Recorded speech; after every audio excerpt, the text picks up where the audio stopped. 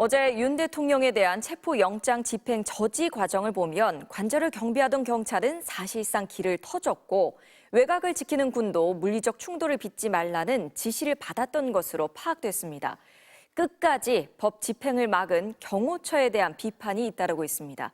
홍익표 기자가 보도합니다. 윤석열 대통령을 체포하기 위해 대통령 관저 입구로 향한 공수처와 경찰. 관저 외곽을 지키는 경찰 소속 202 경비단과 맞닥뜨렸습니다. 대치가 길어질 것이란 예측과 달리 40분 만에 관저 입구 철문이 열렸습니다. 공조수사본부 관계자는 문을 열라고 거듭 항의하자 현장에서 열어드리라는 지시와 함께 문이 열렸다고 당시 상황을 전했습니다. 관저 외곽 경비를 사실상 202 경비단이 맡는 만큼 경찰이 길을 터준 셈입니다.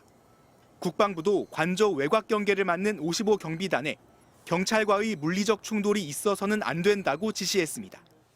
장관 직무대행인 김선호 국방부 차관은 체포영장 집행을 저지하는 데에 군 병력을 투입하는 건 맞지 않다.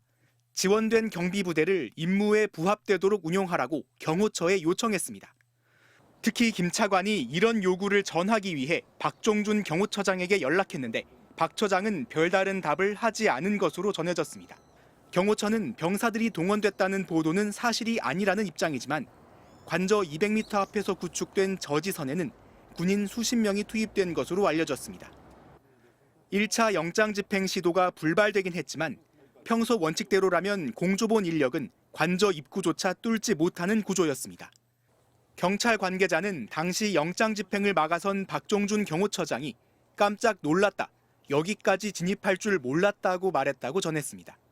관저로 향하는 길목마다 경찰과 군이 사실상 경호처의 요청을 거부한 것으로 보이는 대목입니다.